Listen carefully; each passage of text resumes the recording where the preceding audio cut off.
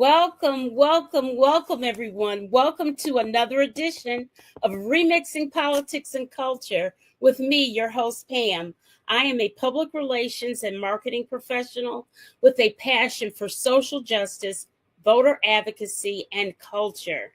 And tonight, we're going to discuss, amidst all of our frustration, anger, and yes, fear, the fear and concern about the dismantling of our federal government, which, even if you don't work in the federal government, there is a trickle down of impact to everything that is happening on a national level. If you're like me, angry, overwhelmed, confused, and wanting to know what on earth do we do next, I decided to call on a friend. He's not a stranger to the show, and his knowledge of history and the law make him the perfect person to talk to tonight. I am pleased to bring up on stage the Charles Hamilton Endowed and Professor of Irving from North Central University in Durham, North Carolina. Okay, we got a little bit of feedback here. Okay, Professor June is an expert in civil rights and criminal law. He provides legal counsel to religious and community organizations. Professor June has served a 5-year term as the vice chairperson of the 1898 Wilmington Race Rights Commission and has served on numerous other and commissions. Welcome back to the show, Professor Joyner. Thank you for the invitation, Pam, and I'm just happy to be here to engage in this obviously heavyweight conversation with you this evening. Yes, and we have some people chiming in saying hello and all of this good stuff. So hello, everyone. Okay. All right. So, Professor, so much has happened since we last talked, and that's just been a couple of days ago. You know what, Professor Joyner? I tell you what, when I'm talking, you mute, and then unmute when you answer, and that makes feedback. Okay. All right. Okay. So much has happened since we last spoke just a few days ago, but we're going to get into those headlines a little bit later into the show. I titled this show, We Have Seen This Before, which is partially true due to the actions taken by Trump and its impact upon Black folks and other marginalized groups. Professor, with the mass firings of federal workers, and I've done the statistics, 19% of the federal workers consider themselves Black or African American. And we only make up like 12.2% of the total population. So that's a heavy thing. The elimination of DEI, also known as get rid of qualified generals, top officials in military, if they are female or Black. How, Professor, I'm giving you a earful all at once. How can all of this be legal? Go ahead and unmute yourself. Unmute yourself. Okay, I'm back. The legality of many of the things that's going on is in question. If you look at precedent and you look at the law as it has been interpreted up until this time, much of what's happening is illegal. And in fact, most of what is happening is illegal. And we find ourselves in a situation where the new administration is attempting to expand and reinterpret the laws that we know, particularly those laws governing the constitutional framework of our democracy. And they are testing out everything that that would destroy what we know of as the democracy.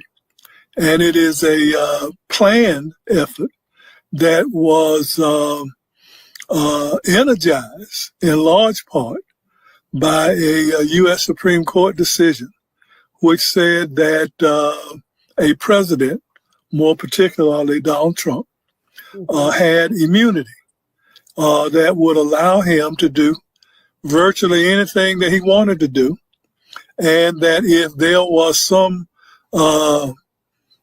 disenchantment about what he was doing, then Congress had the responsibility of impeaching him. But as long as he was the president, he basically had unbridled authority to do anything that he wanted to do within the name of presidential powers, and those things that would flow from his position as being the commander-in-chief and the highest official in the executive branch of government. And in that regard, he is trying it all out. We saw the promise of the 2025 document that was prepared that talked about challenging every agency of government with a view toward streamlining and even firing all of the federal employees. And as you indicated earlier, a large percentage of those are African Americans, particularly those who are in the DC area. And so that's what we have going on. And it is incumbent upon those individuals who are in positions of power to challenge just that. We have a distinction between those powers exercised by the federal government and those powers which are reserved for state governments, because there is still this notion of state rights, where each state has the major control, or is supposed to have major control of its affairs and protection of its citizens. But now the federal government is so intertwined with state operations that the federal government can have an undue impact on what is happening at the state level. And by example, I look at the Department of Education, where the Department of Education has provided funding for educational efforts in every state in the country. Right. And you have now a presidential edict which seeks to outlaw DEI, and the commandment that if a state does not destroy or curtail efforts toward DEI, that the funding that that state receives through the Department of Education will be withdrawn. And so you have a unholy alliance now between what is going on at the federal level and its impact on what is available to happen at the state level. So we've not run into this particular situation previously, but in kind, we know that we have to fight it at both the state level and at the federal level.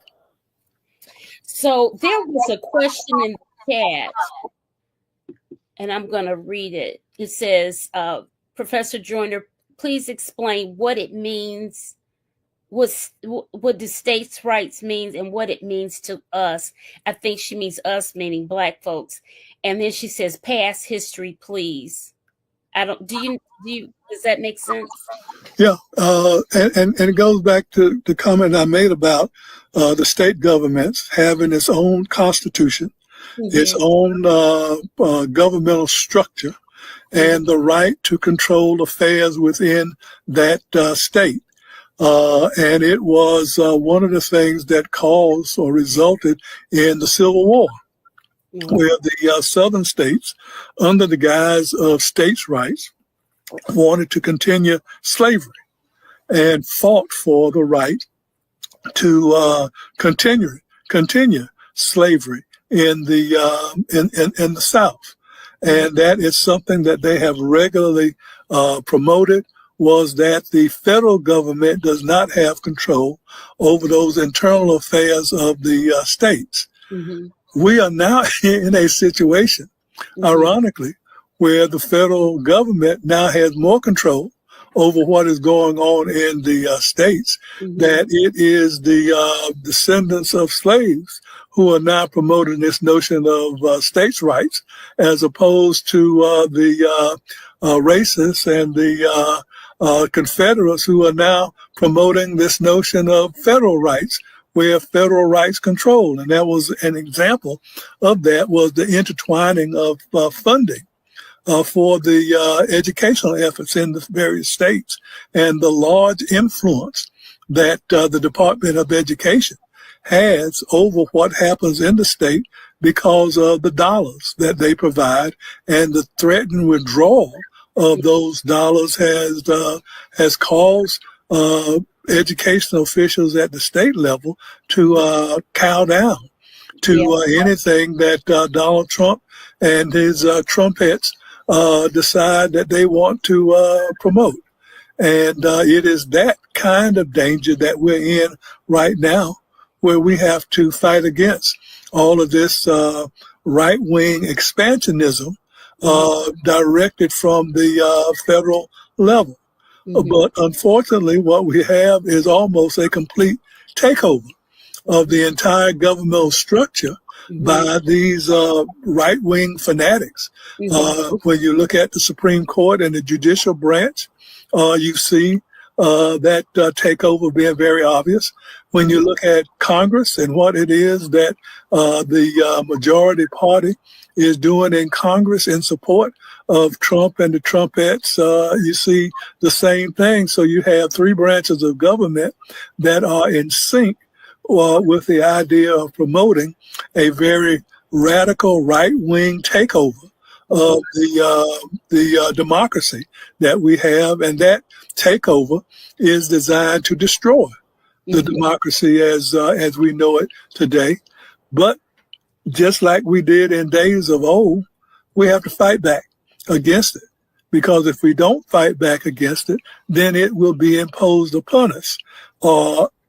Even if we do fight back and lose, at least we're fighting back, trying to ensure that our people are protected, because only a democratic government is going to enforce the rules and regulations that we find to be progressive and beneficial to our people in this country.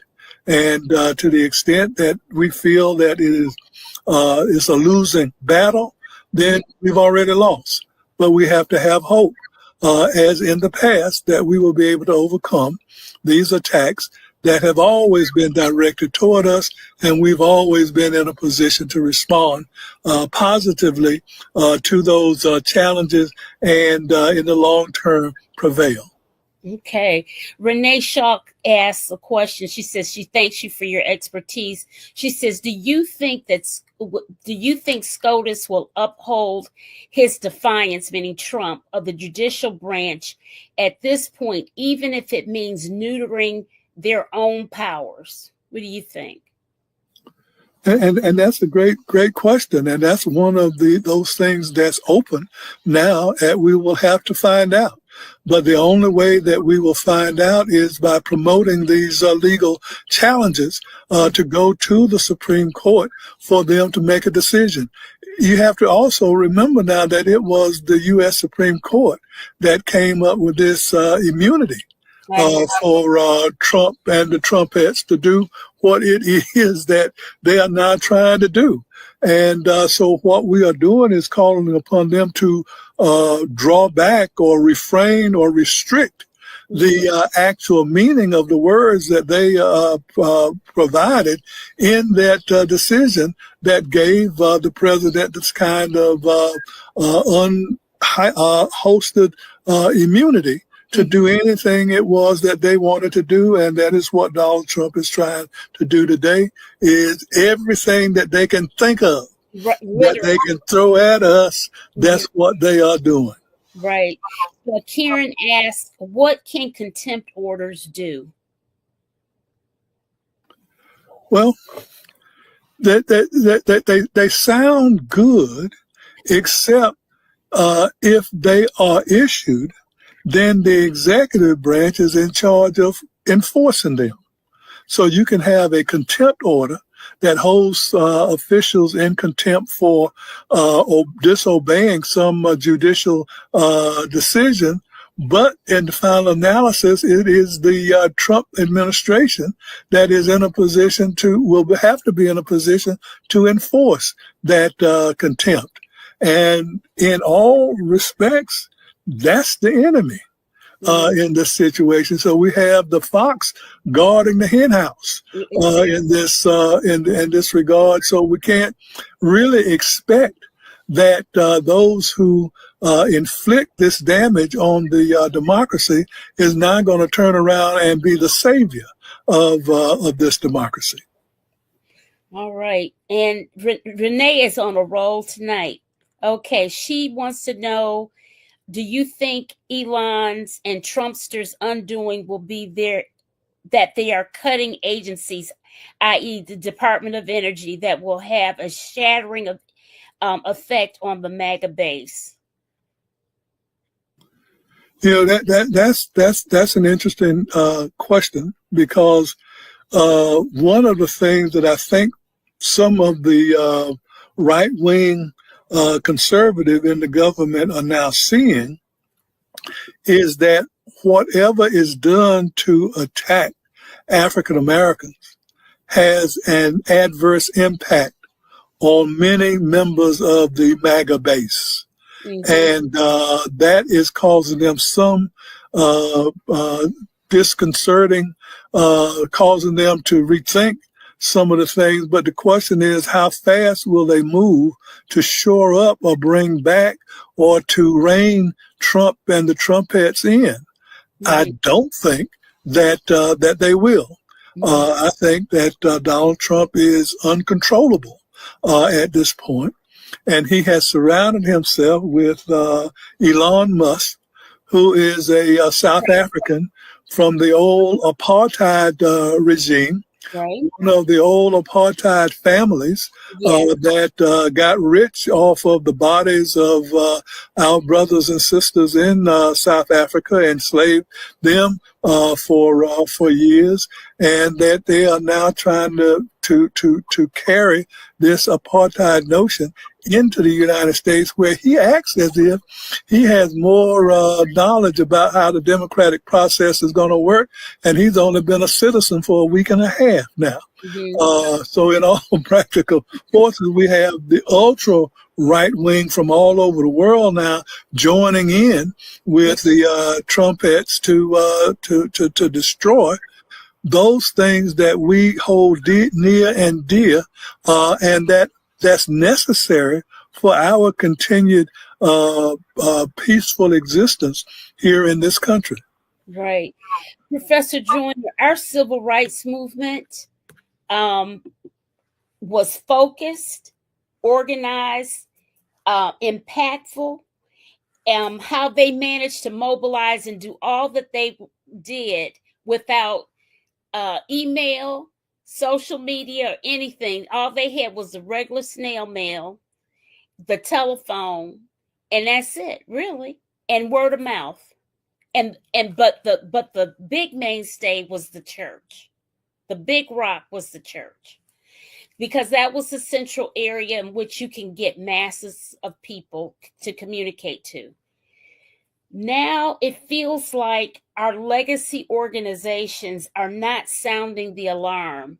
At least they're not loud enough and they're not aggressive enough. I'm just now seeing some things mentioned on with the NAACP on social media. I've just now seen information about the Legal Defense Fund of the NAACP, because as far as I was concerned, it seemed like they had given up all of that to Attorney Crump. You know, I'm serious. I know you. I know you laughing, but for real, Professor Joyner, it's like they abdicated everything to the Black Attorney General. That's what they call. That's what they call them. Yeah. Yeah, well, Ben Crump has been a great warrior in this campaign. The League of Defense Fund has been around forever and continues to do outstanding work. But the laborers are few.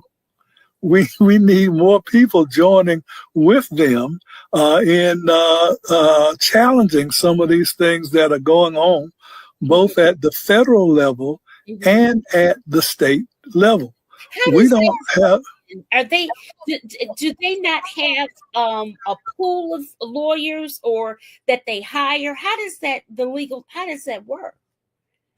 Well, it's the combination. The Legal Defense Fund has a staff of people who are located around the country. And those staff attorneys will work with local communities to bring litigation and challenges in court. But the impact is dependent upon cooperation from local attorneys in the states.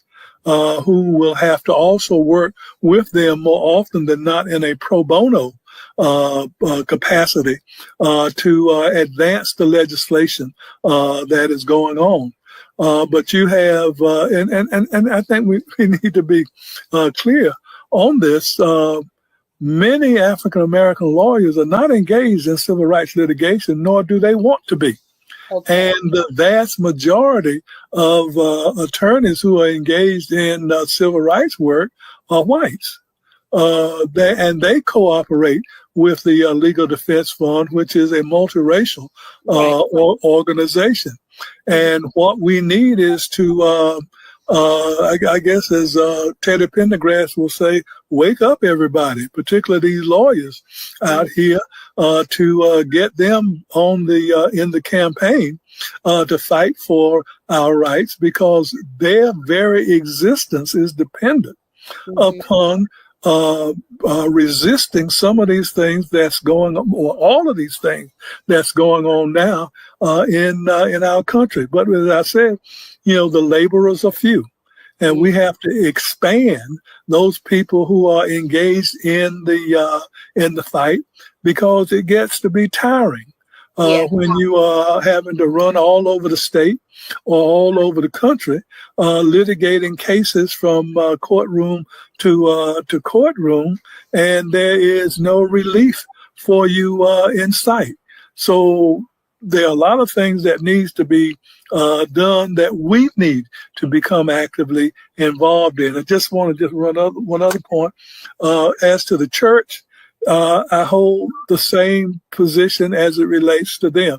They are some that's ready to challenge. They are faith leaders in our community who are pushing for ongoing boycotts of these businesses that are denouncing DEI.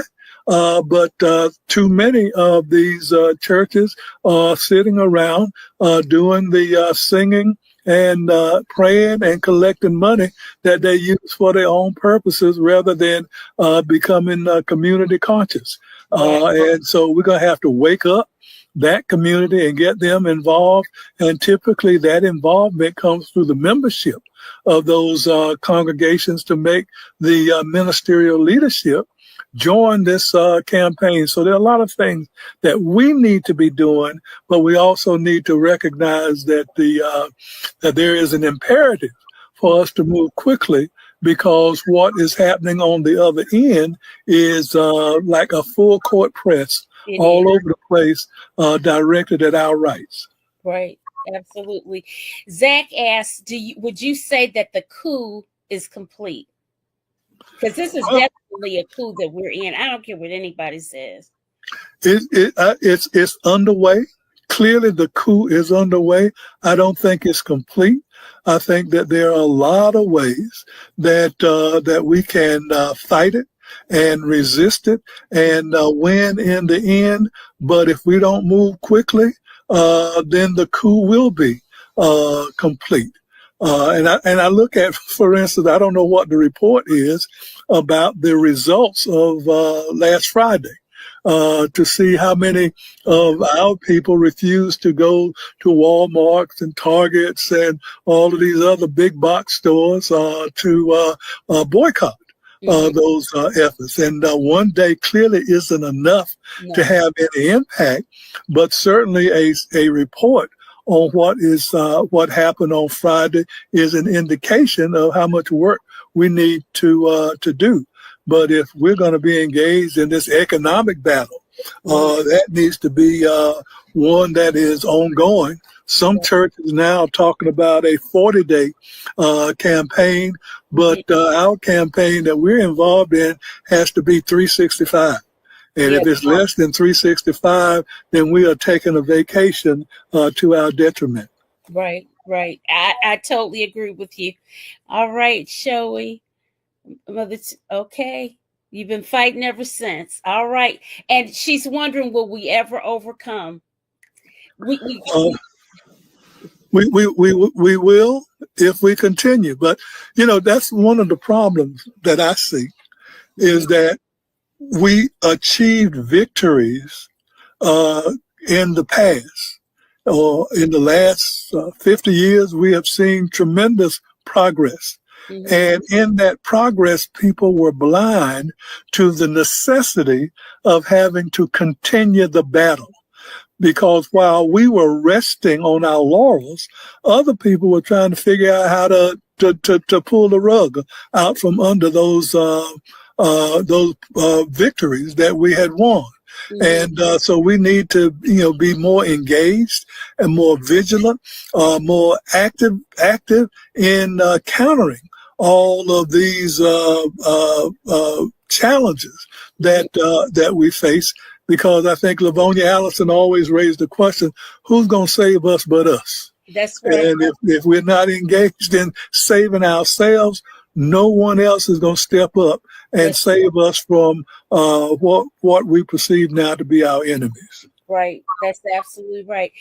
Renee had put in the comments about, isn't there some kind of way to stop Elon because he's technically just a regular citizen? He is, first of all, the dude is an immigrant, and his brother even said that they were illegal, that they had done, that they didn't obey the rules of their green card or whatever it was that they had to come over here to study or whatnot. And is there some way to subpoena him to get him? Let me see, look at, because it was so big, I don't want to put all the here on here. If there was some way, even on the state level, to file people versus Elon suits, can we stop, eliminate some of what is happening, and then deal with Trumpster later? Well, if we look at the legal rules that govern litigation, then the average citizen cannot do that. What we need to do is press our members of Congress, our members in the U.S. Senate to raise challenges from their perspective, because there's this thing called standing in the litigation realm. And general voter or citizen's complaints does not give a person standing to go into court. So we end up with a kind of Dred Scott decision where you don't have standing to bring the claim. But if we press our elected officials, particularly the African Americans and Hispanics and other racial minorities, along with white allies, to begin to challenge it from the legislative branch of government, then that is where this challenge has to occur and where it is likely to be most successful. But we have so many people that in elected positions that are afraid to speak out. And if they won't speak out, we need to get rid of them That, and put somebody else in those positions, because at a time like this, we don't need people to be reluctant right, to raise the issue and stand up. And if they won't stand up, we ought to stand them out. right, And we're not doing that, because we like them too much, but they are in a position that they need to be raising holy hell right. where they are, because if we lose this battle, then they won't be in those positions. That's right. That's right. Exactly.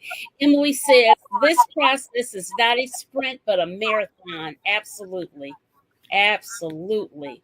Yeah, and I agree. I agree with that. And, again, we have too many people who act as if they're here for vacation, that this is the time to be laying back on the Caribbean beaches, trying to enjoy life rather than to fight to ensure that we have life. And we need to engage them and challenge them, but we also need to be leaders in our community to show people that there is victory if we stand up, because there will not be victory if we don't stand up.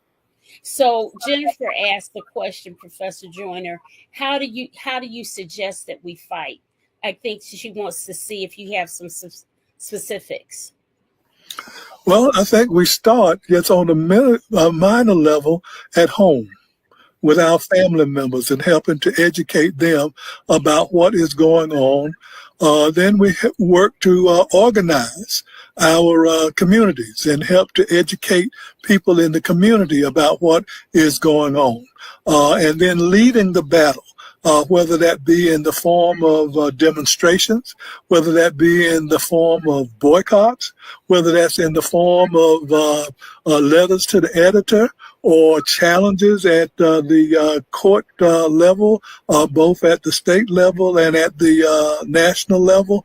All of those things together, we're going to have to engage in. But it means that we all have to become activists, and we can't afford to sit back and allow Trump and the Trumpettes and those allies that they have to move through this process unchallenged along the way. And that starts right here in North Carolina. Right. Where we have a whole lot of crazy shenanigans going on that we need to lift up and rise up and raise holy hell wherever we are to challenge the destruction of democracy here in this state. Right. So those are just some of the things that I see. And obviously there are many more things that we can be doing, but those are starting points that I think that we need to pay attention to. Right, absolutely. So, Professor, one of the things that we're seeing blatant in our face, and I would say that ever since the rise of Trump came, more people have gotten emboldened to be racist in your face. It used to be they might have done it behind your back, but they weren't up front and central in your face. So now in Ohio, in a predominantly Black area, I can't remember the main city right now, in Ohio, these white supremacists went marching with their flags and their masks and all that. They're never bold enough to show their whole faces. And what did the Black people do? They came out with their guns, and they started acting like they were their own neighborhood militia. So, and it reminded me, the pictures that I saw reminded me of the Black Panther times when they came out with they're all black on and weaponry and what have you. I'm by nature, I'm a pacifist and I hate guns and all of that type of thing.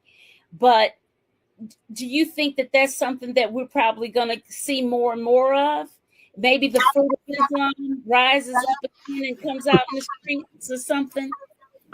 Well, in any struggle, you have to have enforcers and defenders. Long before there was the Black Panthers. There was the Deacons for Self-Defense. All over the Deacons for Self-Defense. Okay. All over the South.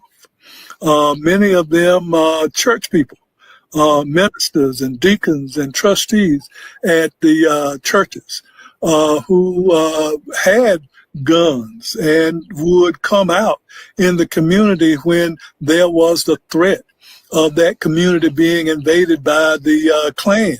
And it was those actions and those responses that stopped the Klan from coming into these communities. Right here in North Carolina, you had indigenous communities down in Robeson County that came out with guns and ran the Klan out of Robeson County in the 1950s, and they haven't been back there since, having rallies and burning crosses and things like that.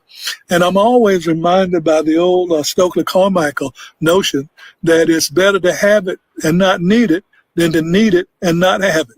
In that, because we know that there are more guns owned by people in the United States than there are people in the country. And there are people who have stockpiles of weapons looking for the opportunity to engage in the coming civil war that they want to promote. And we don't need to be defenseless in any number of areas. And one of those areas obviously is having the necessary equipment and artillery to protect ourselves, because we cannot depend on our enemy to protect us from our enemy. So we have to be prepared for it, even if it's deemed that it's not necessary in going forward. At least we're in a position that if it becomes necessary, that we're not caught asleep and without some means of retribution. All right. All right. Yes, Karen, we can definitely, these town halls are getting mighty spicy. Some people, some of those Republicans are canceling town halls, and they're running out of them because they're getting booed so loudly. Okay. Yeah, and I think that's a great point. You know, and we need to do the same thing. We need to bring our people out and help them to understand and see what is going on. It's a cry that we dealt with during the civil rights days. In the 50s and the 60s, you know, we constantly had to bring people into the fight by helping to explain to them how they were being impacted and that there was a way to have a better day and to have protection and progressive movements in this country. And that's why we won the battles that we've won. But, you know, it takes a lot of work. It takes a lot of people. And we have to go out here with some whips and put people in line so that they are out there fighting the battle. And some people won't fight because they don't think that they can win. But if you show victories, then more people are willing to come out and join the fight. Right. And this is something I was going to ask him, Renee, about. Do you think that the Democrats should boycott Trump's joint, you know, what do you call that address? You know, his address to the nation, which is really going to be, because he all he knows how to do is rally, you know, and before Congress. Do you think the Democrats, I think they'd send a very strong message if they all didn't show up. Well, they send a strong message whether they show up or not.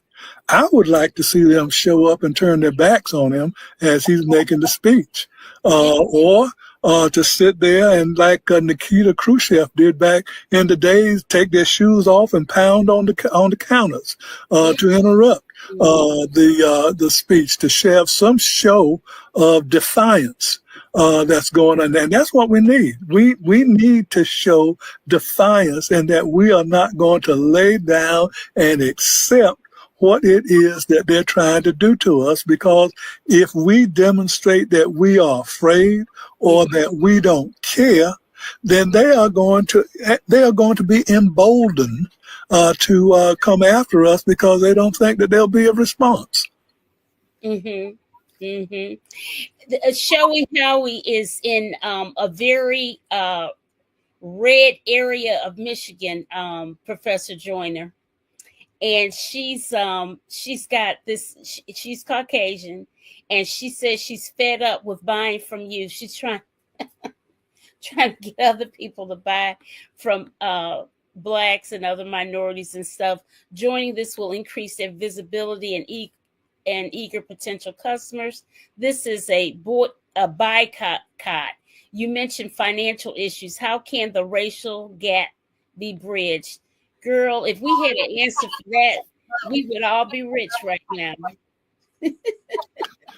Well, I certainly agree that we need to have economic empowerment within our community. We need to have people in our community supporting business interests within our community, and then we need to expand that base. We need to have some more people like Reggie Lewis with the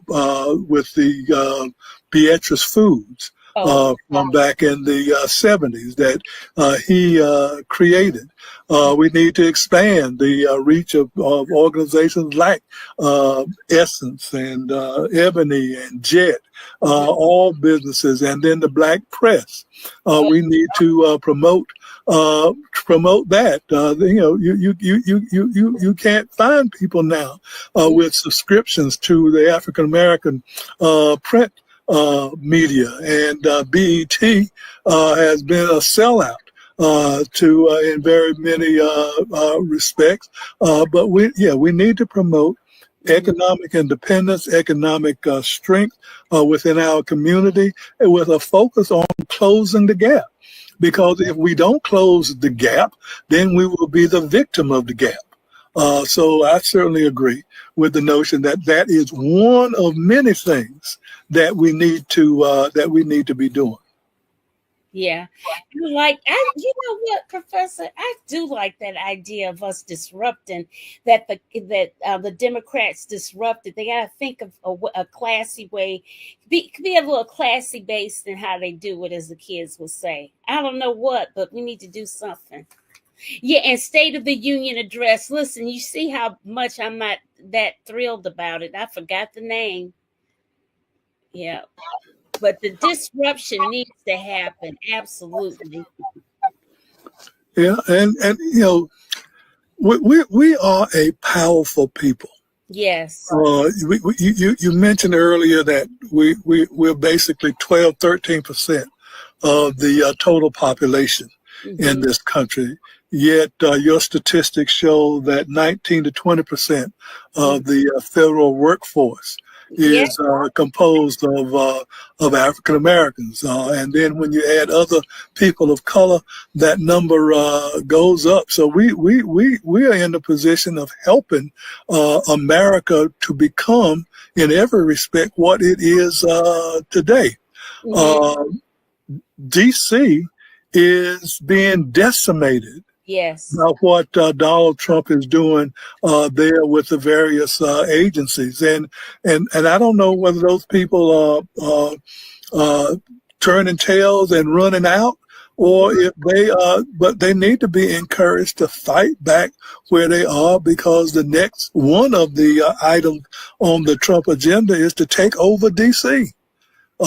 To make it into an enclave where the population there are beholding to him and those people who support him. And now you have we have the disruption of the economic market in D.C. The housing market is going kaput there based on the loss of jobs and threatened loss of jobs that people have where they can't pay the mortgages that they have on the houses that they live in. So you're going to have an economic calamity right there in D.C. And many of them are upper class, well educated, highly educated, and they don't recognize the harm that's walking down 14th Street right now, directed toward them. So you know, everybody has to get on board and become a part of this effort.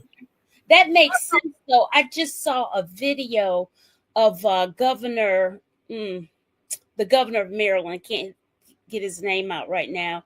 He was talking about he was trying to forge out some plans because he has a large number of federal workers, and of course in Virginia, OMG, we talked about that last Sunday night about Virginia. They were trying to that they have a Republican governor, and he really hasn't come up with any tangible plans because, I mean, it's just going to annihilate them because mostly everybody commutes from Virginia into DC to work. Yeah, the DMV, Wes Moore is the person that you're talking about, who is the governor of Maryland and is doing an outstanding job. They obviously are will be impacted by what is going on in D.C. because a large percentage of that population is working in the DMV, more particularly in the capital, and that's why you can't even drive there between 8 and 10 in the morning and between 3 and 6 in the evening. But you know, he is in a position, and I think, from what I understand, that he is trying to come up with some countermeasures to what is happening there in that area.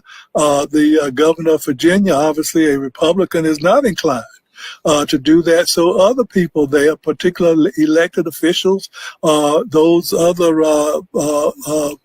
positions of power, there need to be willing to stand up and make the governmental effort pay for itself and challenge those things that's going on, and it's we have to fight.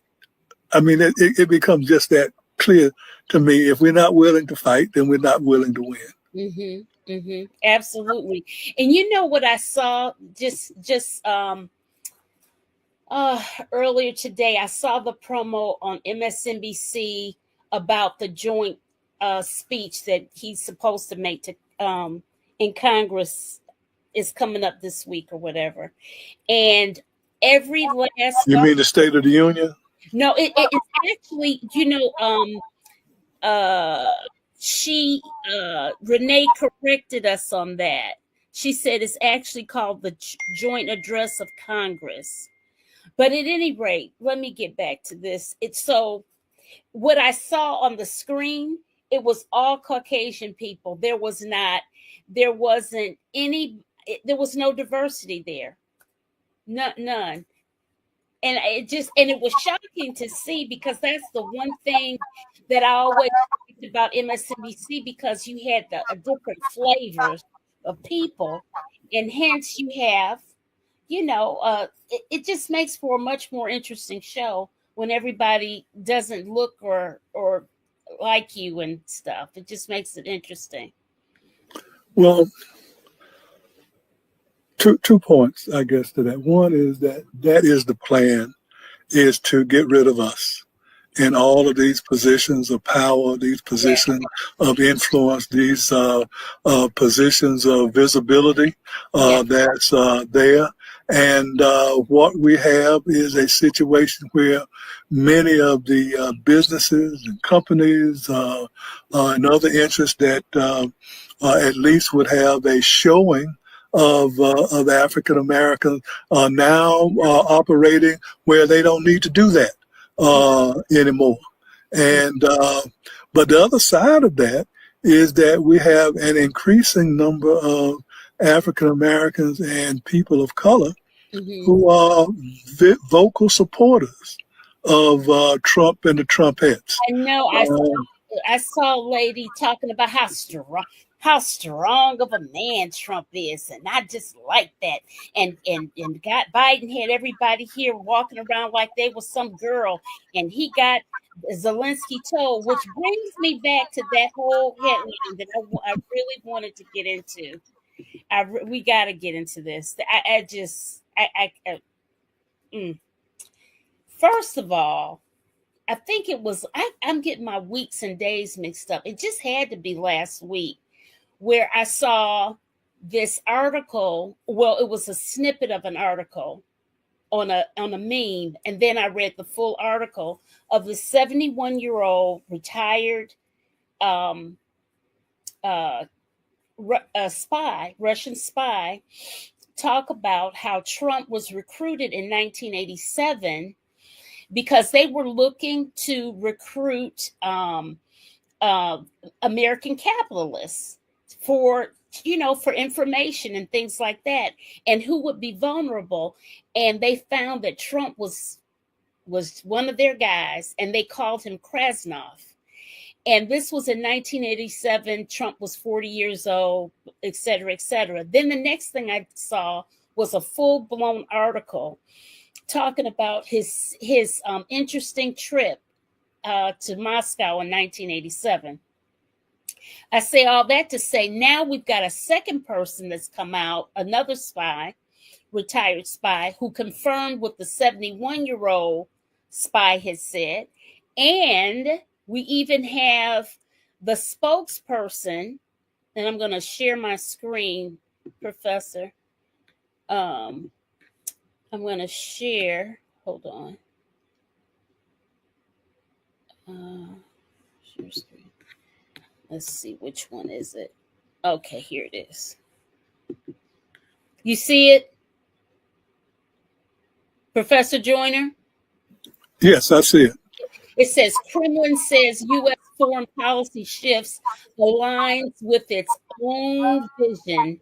And this guy, what is it? He's what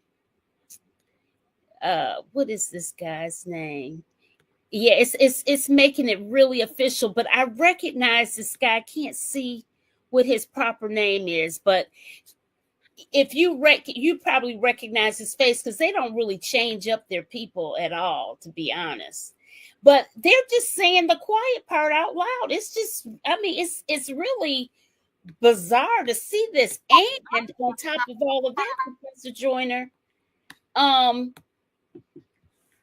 what's even crazier is that in the White House, when Zelensky was there, they had somebody from the Russian news media in the White House. Meanwhile, the Associated Press and Reuters have been kicked out, but the Russian press is there. And I'm like, how does this happen? Because you got to pass all kinds of credentials and stuff to get into the White House like that. The Russians got in, but the AP and Reuters had to stay out. How make it make sense? Well, I can't make it make sense because it doesn't make sense, except there is obviously the understanding that there is a new sheriff in town. Mm-hmm. And that new sheriff is Donald Trump and his crew. And they are kowtowing or obviously collaborating with the Russian government to spread their influence from around the world, and particularly here in the United States. Donald Trump is promoting this gold card to sell a path to citizenship for rich people, which would include oligarchs from Russia and other places as a way to enhance somebody's pockets It's not going to enhance our pockets.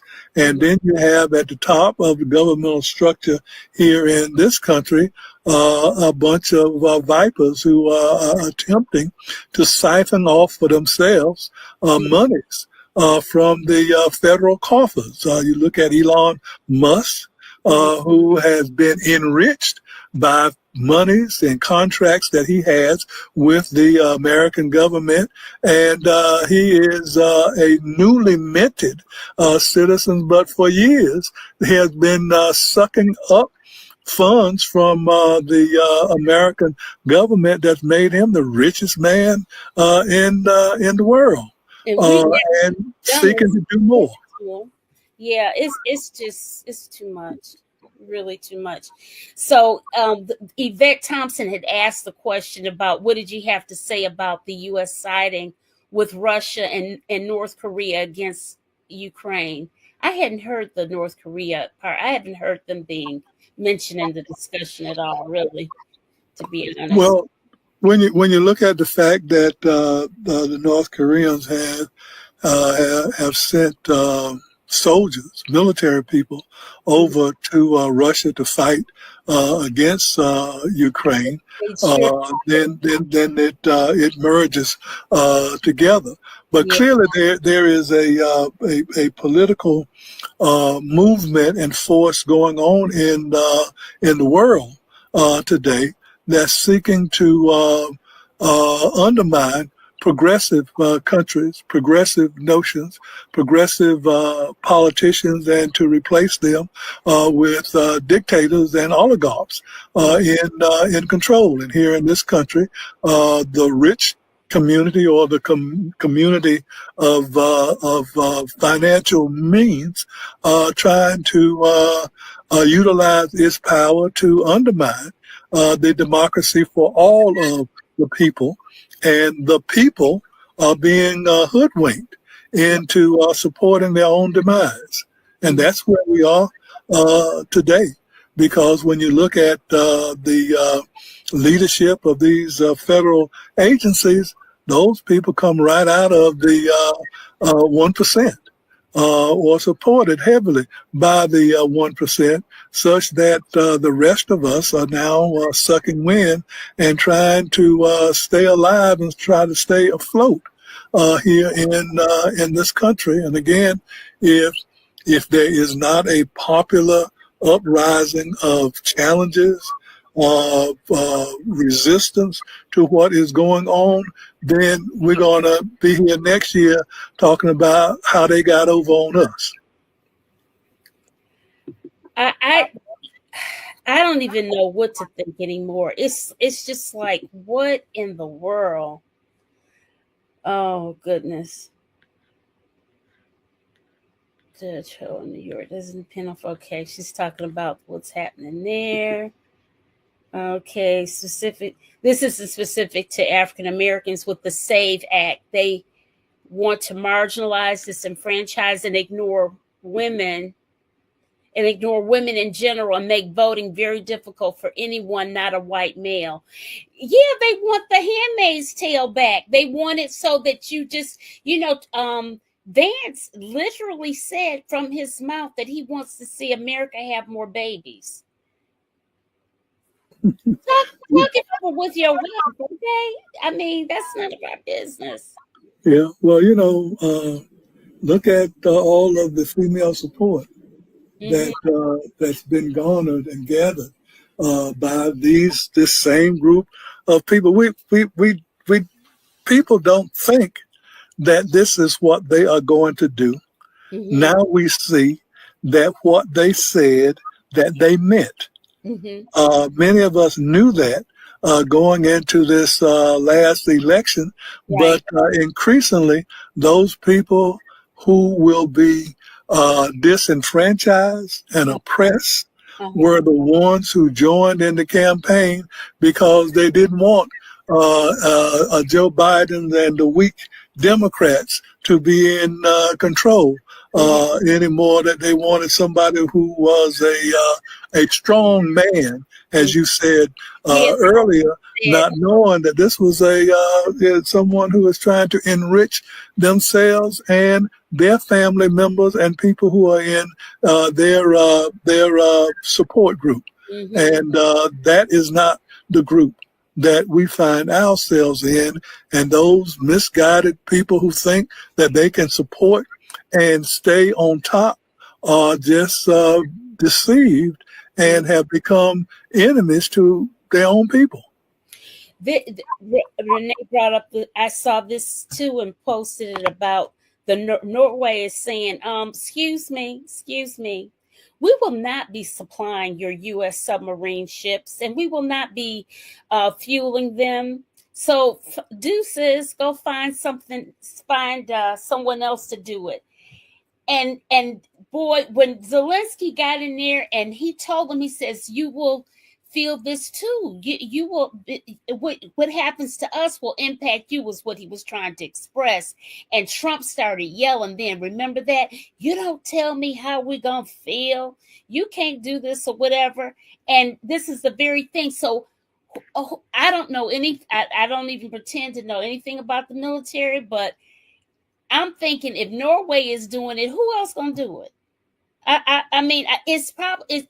That's a very complex type of thing to do to fuel a submarine. Yeah, well, it seems that clearly that there is a change in the world order that we're dealing with today. That the leadership of the United States is now moving to be supportive of dictatorial regimes around the world. And those allies that we have always depended upon and shouted about are no longer being supported by this country.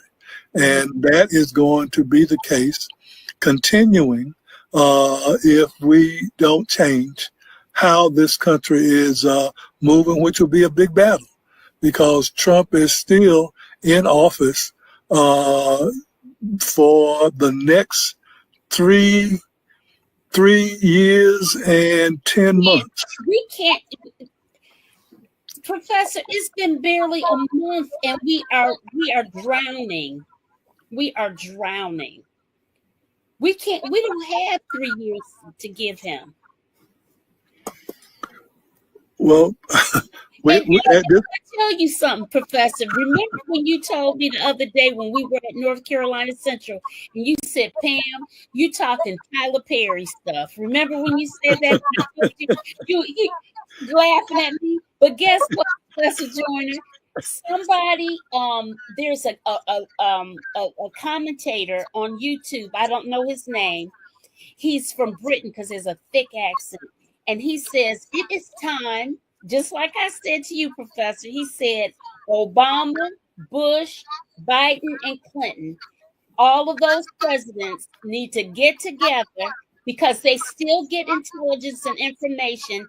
They see that the country is burning down and aligning with a dictator, and they know what that means. He said that they need to do unconventional stuff, which would be totally unconventional, meddling into his business, but his business is the nation's business, the world's business. And he said that all of those presidents need to get together. Like I told you, you said it was Tyler Perry. He was saying the same thing I was saying, Professor. Yeah. And I remember that conversation that we had. I agree that we need to do something. We need to do everything, and we need to do it quickly. And we cannot just sit back and expect that things are just going to turn out right by our sitting around waiting for these people with hardened hearts to come to our rescue. And so everyone that we can engage in this battle from the top to the bottom, we need to engage them as quickly as possible because things are moving forward in a very in faster than anything that I have ever seen in my life in this country. And before we know it, we're going to be a victim of the Trump tsunami. Yeah. I don't even know. Renee's talking about there are some special House elections and stuff, but it feels like nothing can happen fast enough. You know, and I agree with Renee that yeah, we need to do that. We need to challenge in these special elections coming up. We need to prepare for the 2 years election, the midterm elections that's coming up. We need to do it all. You know, this is not a one horse show. Yeah, you know, because we are being attacked from every position that we find ourselves in, and our response has to be as comprehensive as is the attack that's directed against us. Wow, I just, David, I don't think that all presidents are puppets. I don't think so. Someone we don't know is in control. I don't know. I don't know, Professor. I don't know. What would you leave us with to tell us? Listen, I know what I wanted to ask you because I had all these notes.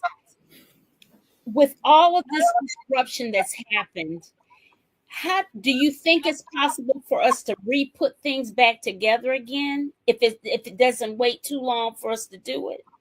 Because the damage has been done, no doubt. I think it's possible to bring us together and to do the kinds of things that we need to do to resist these efforts that's directed against us at this point. Nothing at this point is finalized, but clearly things are moving forward at a very rapid pace. Therefore, our response will have to move forward at a very rapid pace, and we need to bring together people as quickly, as often, and as far as we can, so that we can begin to put up some blocks to these things that's going on. And a part of that is trying to figure out exactly what our strategies should be. And no strategy ought to be off the table. Right. We ought to look at every one of them, and every one that we can work with, we should engage in it. Because if we don't, then we're going to be swept under with this tidal wave that's headed in our directions. Yeah. You know, because some smart aleck in the North Carolina state legislature is thinking about doing a Doge type of thing in North Carolina, and I think that they're thinking about replicating that type of thing, but they don't understand. Don't you understand? I mean, there's always stuff that you can get rid of that doesn't make sense, but it's going to impact you one way or the other, no doubt about it. Yeah, well, my thing is that what we see today is the result of a plan that has been in place and has been implemented for a long period of time to put people in positions of power that they can now support this effort to pull, as was described earlier, pull this coup against this democracy that we're in. It has been a calculated campaign that has resulted in a Donald Trump being the president, a conservative right-wing legislators in Congress and in our state government, as well as right-wing zealots in the judicial branch of government. We look at the Supreme Court, that is a replica of this right-wing agenda. We look at the North Carolina Supreme Court, and it is exactly the same thing. where it is controlled by people who care absolutely nothing about protecting our democracy, but want to impose their absolute power over government and every aspect of life in the United States. But that was a campaign that took some time for it to be put in place, and it didn't start just with Donald Trump. It has been going on for a long time. So the effort to dismantle that is going to be something that will have to go on for a long time. Mm. David, I want to know this too. Why do you think the only reason why the past presidents haven't said anything because of standing of how normally how past presidents behave? They don't get interfere, but I think the house is on fire. So if they all came together, that makes good common sense to me. Yeah, well, we need to help them to understand that, because the practices of old and the traditions of old will have to be cast aside as Exactly. we respond to the emergency that we are facing here today. Right. We got to do something. Yeah, it's just something. Well, I have enjoyed you as always, Professor Joyner. We went over time too. It's 10 after 9. And I thank you guys in the audience for your engagement. You were very, very active, and we just have to do something. We know we can at least call this number and get on people's cases. I'm going to put it in the chat. I know it by heart because I call it. You can call it anytime. One time I heard they got so many phone calls. This is the U.S. Congress switchboard number 2. Oh, wait. I put it in wrong. It's 202. Let me do it again. Let me take that down. It's 202 02 224 3121. Okay. Okay, it's going up. Okay. There. 202-224-3121. That is the US Congress switchboard. And you can call at any time. Just say who it is you want to speak to. Be organized for who you want to talk to. And you can leave a message for those Congress people. Okay? All right. And save it in your phone. Save it. All right, Pam, thank you very much for the invitation. Yes. And I really enjoyed this conversation. But let me close out by the words of this great African-American philosopher, Teddy Pendergrass, who said, "Wake up, everybody. It's a new day coming, and we need to be acted out to clear the democracy that we need to protect." So I enjoyed it and look forward to talking to all of you again. Okay, Professor. Let's wave them off. Good night. Good night, everyone.